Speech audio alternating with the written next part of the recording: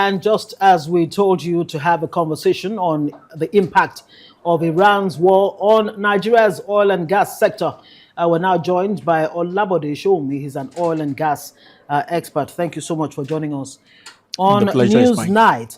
It was only day 3 into that war, U.S.-Israel war against Iran, and Nigeria already began to, feel the impact, especially at the pumps. Only 3 days, and this is more than how many days already? Tell us why we seem to be at the receiving end, barely a week into this war. What are the fundamentals that are just not there? Okay, so it's not about the fundamentals that are not there. Okay. It's about the fundamentals that are there. Ah.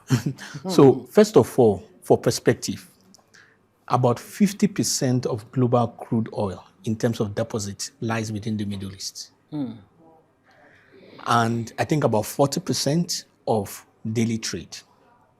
So if you remove 40% of any good, service, or commodity from the market, there will be scarcity.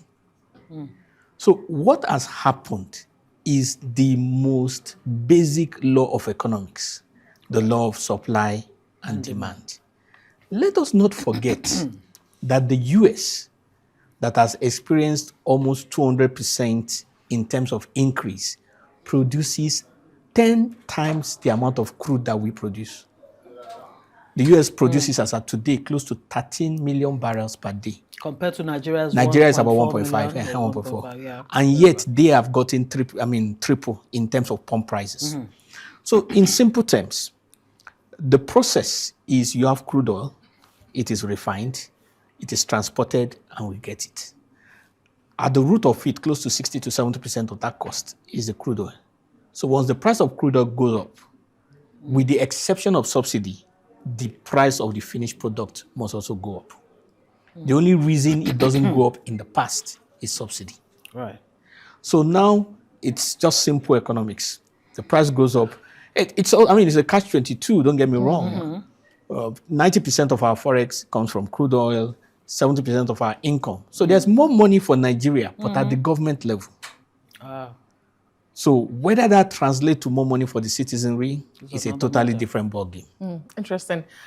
Since you brought in the international dynamics in explaining the volatility we're seeing in the country, let's also apply that, because we've seen the volatile prices initially, and then we're seeing it retreating a bit. I think today it did decline, oil prices globally. I think about 2% decline or so thereabout. And a lot of analysts have attributed that to Trump, Washington saying they're going to intervene in, buffers, from, the vessels to security in the Strait of Hormuz and all of that. So in applying that logic, which you just explained as simple economics, with the prices retreating, are we likely to also feel that in Nigeria? What are the implications of that? Okay, so ordinarily, if it were so simple, yes, we should feel it. However, the refiners are human beings, they are business people. So they're going to buy the product that they're not so certain whether it will increase in the next 2 days or whatever. They're going to process it and all that. So the decision to reduce or increase the final price lies with them, because they're a private sector business. But we must understand that they also have to hedge their bet, because they cannot over-increase so that imported products does not go and overtake them.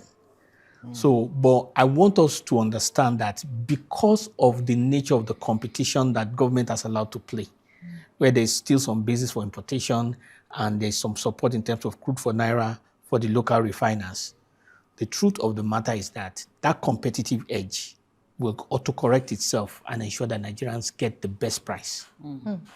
So at the end of the day, it's just for the regulator and also people like the media to watch the dynamics. The trends. Can Nigeria really learn from the experience we had during the Iraq war, where there was that windfall? Some experts have said, look, our benchmark is around $65 or so per barrel, and is now inching towards around $90. though there seems to be some kind of improvement. But first off, how can Nigeria mitigate some of the, downsides? Some say Nigeria actually needs to avoid looking at all of this as a windfall. And on the other hand, you used the word subsidy earlier.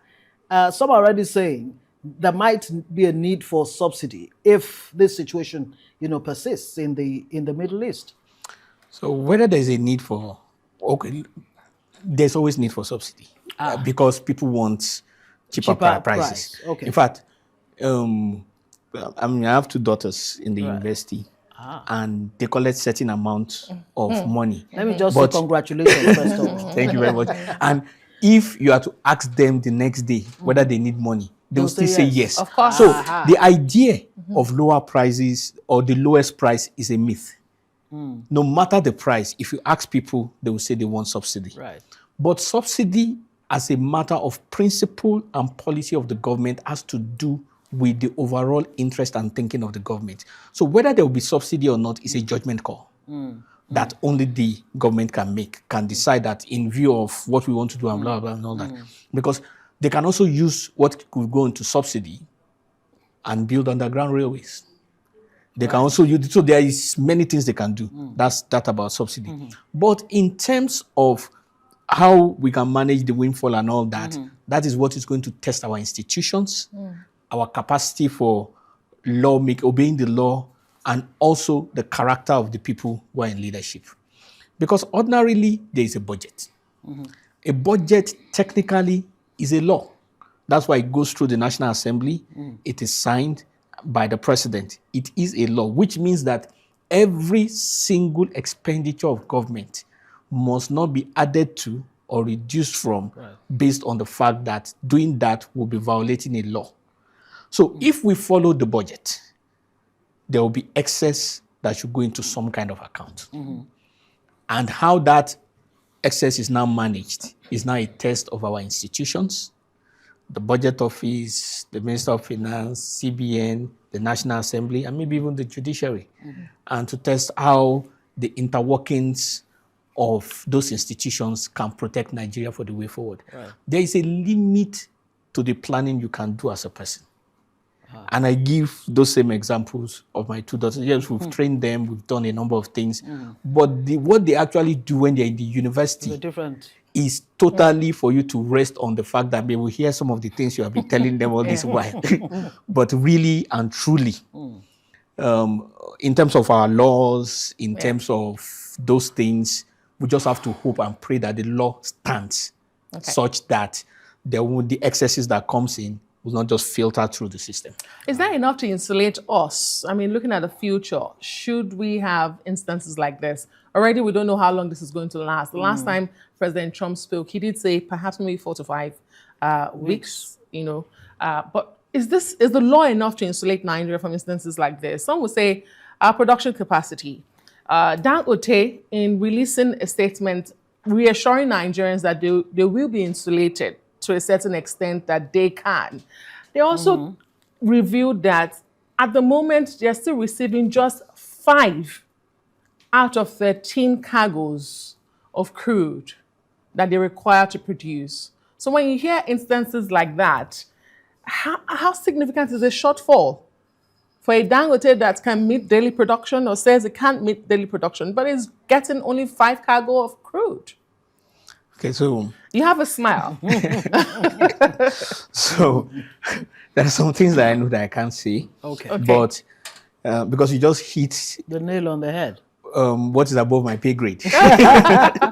But what I can say is that there is a need for deeper, more honest, transparent discussions between the refiners, the government, and the other alternative, which will be the marketers. And I use that because there are other sensitivities that may not have been spoken, that may have been implied. Can Nigerians be insulated from the global dynamics? Yeah. Yes, primarily because we produce. Right, exactly. However, there is a very big point. All the crude oil that we produce does not belong to us.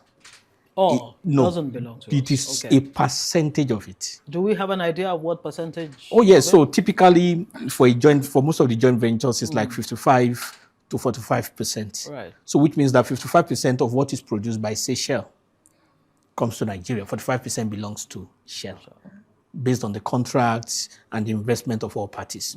Out of the 55% that belongs to us, from the past administration, they've been used as guarantee for loans. So a percentage has disappeared. So out of that, some people will now, there are some other commitments, then you now sell the rest. So when you sell the rest, you are going to pay salaries, you are going to buy drugs, you are going to do certain things. So it is just not possible to meet certain needs even when they are demanded. That's just the reality.